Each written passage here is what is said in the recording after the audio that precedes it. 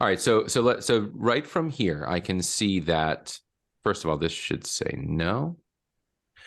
Um, they set up, whenever you see on Facebook lead, that means they created lead ads, Facebook instant forms, okay, or a messenger ad, but in on Facebook lead, meaning they didn't build landing pages for you and take the traffic that they are grabbing off of Facebook and onto a landing page to gather the information.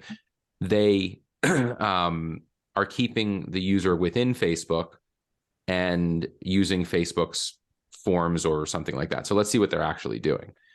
So if we go to edit this campaign, we can see what they set up from the campaign level. So they have it on, they turn this on $50 a day. That's pretty standard.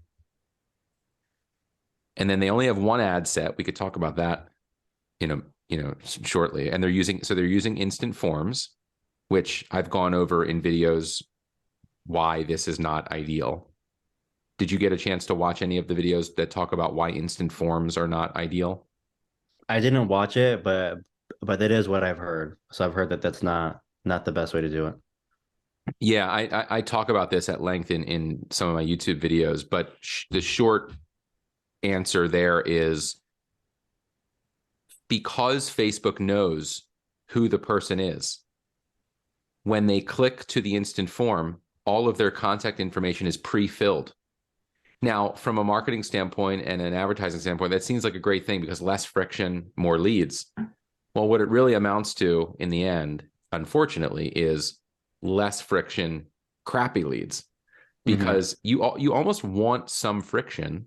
You want the user to have to do something and invest a little bit of their time, because otherwise they might not be serious. And then to make matters worse, Facebook, since it has every single bit of data that says we know all the people that fill out these instant forms, what they end up doing is they end up showing your ads to people who have filled out these instant forms 1,000 times in the past.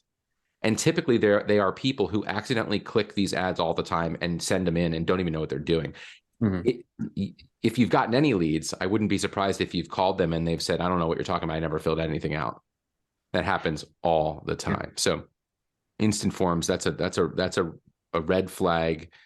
So this is the instant form. Now that I scroll down and I see it. Attention, Michigan homeowners, claim your free roof estimate, as though roof estimates are like hard to come by and you can claim it before it disappears. Like, that's silly. Like, no one is going to fall for that. And then, do you live in the state of Michigan? We already addressed the fact that obviously they do, or they wouldn't be seeing the ads. And even if they didn't, who cares?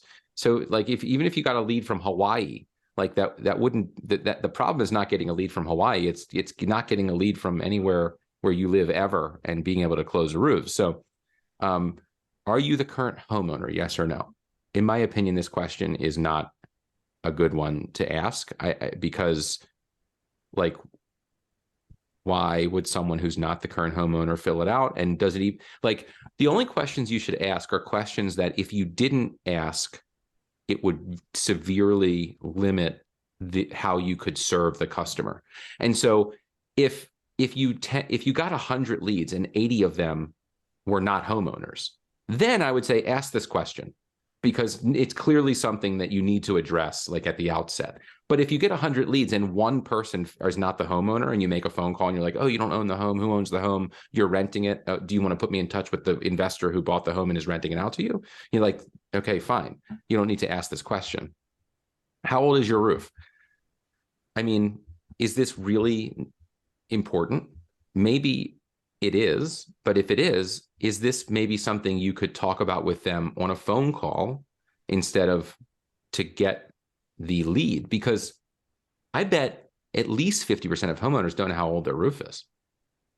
Maybe more, maybe 80%. I mean, I purchased my house over a year ago, and I remember at the time hearing how old the roof was and being okay with how old it was, and the fact that I wouldn't need to replace it probably anytime soon. But if you ask me how old the roof was, I think it was 10 plus years, maybe, but I'm not sure. And if my being unsure causes any uncertainty with regard to whether or not I should send this in, that's not good.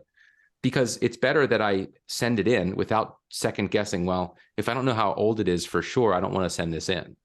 You know, that's only going to hurt the person who should be getting the lead. What material is your roof? I mean, I know that my roof is asphalt shingles. They're designer shingles. I know a little bit more than most probably do because I help roofers all over the country. But, you know, what if someone doesn't know? That's another thing that they are having to figure out and think about before they send their stuff in. And how is it helping you? Like, as the roofing business owner, if they say they have tile, are you going to like start doing something different before you call them? No, you're going to call them and talk about their roof, and you'll say, hey, what kind of roof do you have? And they'll tell you. And then you click next after you get through all that, and it auto populates full name, email, phone number, street address, zip code. So that, you know, gives you their information. And then it says, you know, it reviews it. And then, thanks, you're all set. We'll give you a call shortly. And then a button to call you now. So, you know, that's your typical instant lead form that, in my opinion, is even asking questions that are unnecessary.